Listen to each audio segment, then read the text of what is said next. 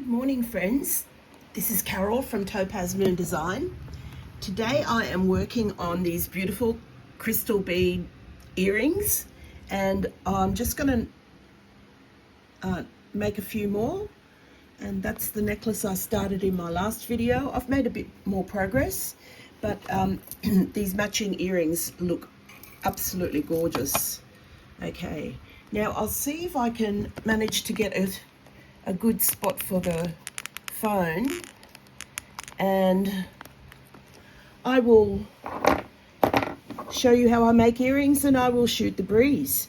So there's been a few comings and goings in the world of Reddit and YouTube, as is usual, and you know, I should have started off with this. I'm dedicating this video to all my lovely friends on Reddit. We call ourselves the Reddit Hags now. We are no longer the Reddit Memoirs. That name has been a bit tainted for us. Anyway, I'm not going to call you out individually. You all know who you are, my beautiful hags. This video is for you. So I understand that you all like my accent because, you know, it's a bit exotic, the Australian accent.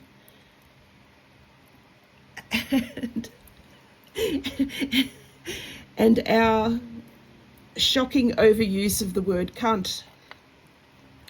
But it's kind of a rite of passage for us Aussies. We say it as a term of endearment, like, oh, you're a good cunt, you know.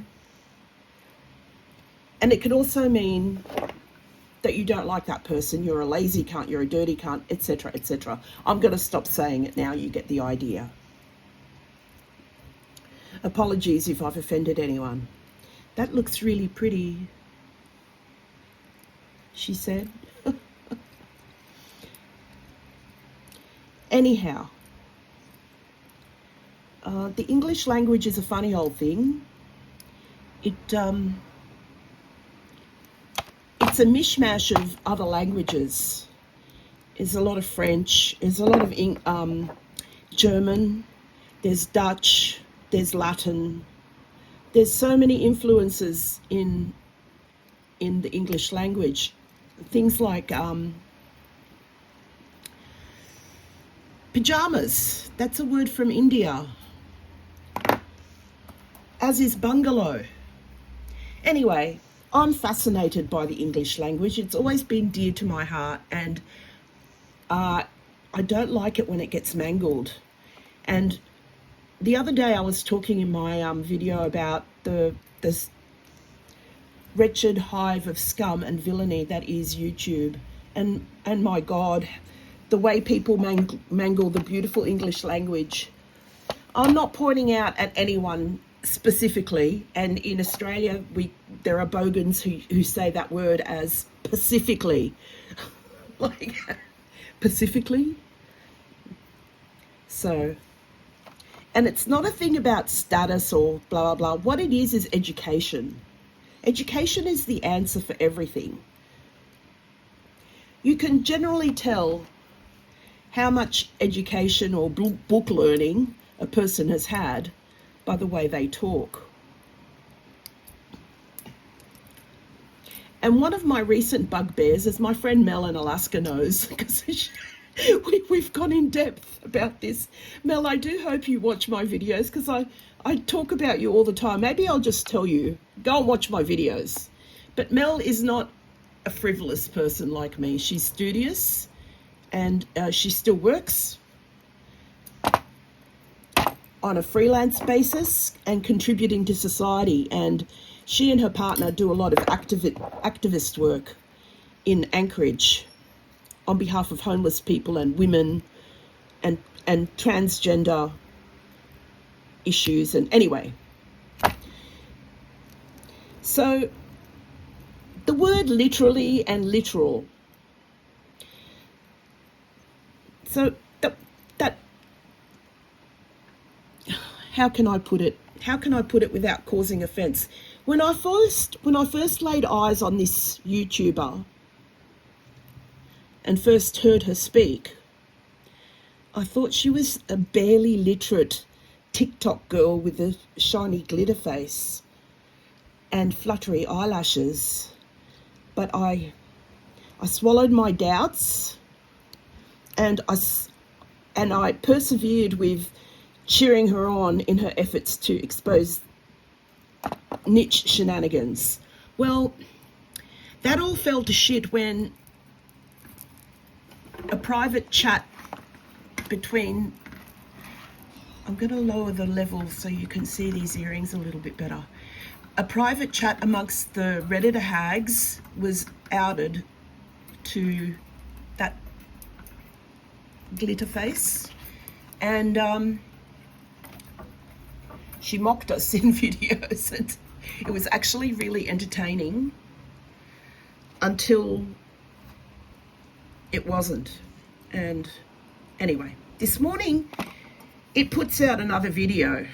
The barely literate TikTok girl, the lowbrow, uncultured one. I don't know, is she educated? Has she read any books? I'm an avid reader. I have learnt so much from books, so much. Anyway, as an olive branch, someone used that term with me the other day, and I replied, olive branch, I'm not at war with anyone, but it is, figuratively speaking, I'm going to offer this olive branch, so to speak, of peace to that YouTube lady with the fluttery eyelashes and the shiny glitter face. And this morning she spoke about the clusterfuck that's been going on amongst some members there in YouTube land. Clusterfuck it is. And she said this, because she loves saying the word, she thinks she's baiting me, but it just sounds dum-dum. When you say it like this, it just sounds dum-dum. So I'm going to give you some alternatives. What she said was, there are literal inconsistencies in certain people's stories, she's saying. What other kind of inconsistencies would they be? Figurative ones, metaphorical ones, symbolic ones? It doesn't make any sense. So what I'm going to do, and I didn't use a thesaurus because I have words in my brain. I have many, many words in my brain, and many good ones. So I'm going to offer up a list of alternative words to literal, because a literal inconsistency, what the fuck is that? Really? Okay, here we go. I wrote them down. General, actual, genuine, profound, apparent, absolute, many. So I'll go down that list and say it again with the word. General inconsistencies, actual inconsistencies, genuine inconsistencies, profound inconsistencies, apparent inconsistencies. That one is my favorite because it makes the most sense in the context she was using it. Absolute inconsistencies, that one's a bit dodgy. And many, plain and simple, many inconsistencies. So much better as a descriptor than literal, because it doesn't make any sense. Literal inconsistencies. They're not figurative, okay? You don't need to use the word literal in every sentence. Find another one. Read a book. Okay. Mel, my friend in Anchorage. So she and I did this video call with a friend who is seriously pissed off at me, a friend who lives in Bris Vegas. And the reason she's pissed off at me is because we did a Zoom call, me and Mel in Anchorage and this other friend in Bris Vegas.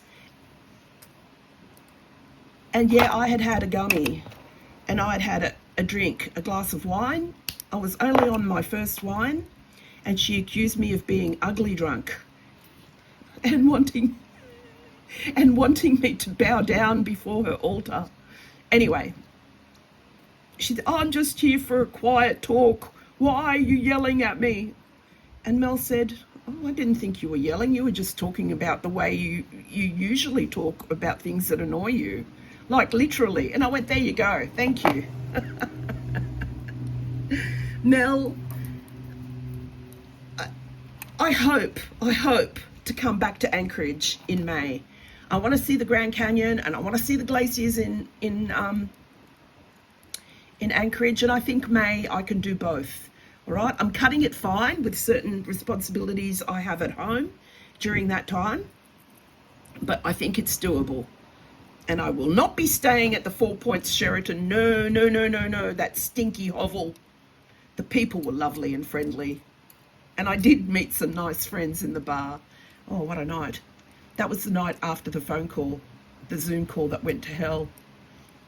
Mel, that was really unfair of that person hanging up on you. I'm not going to say her name. Say my name. No. Anyhow, that was my olive branch. I'm here to help.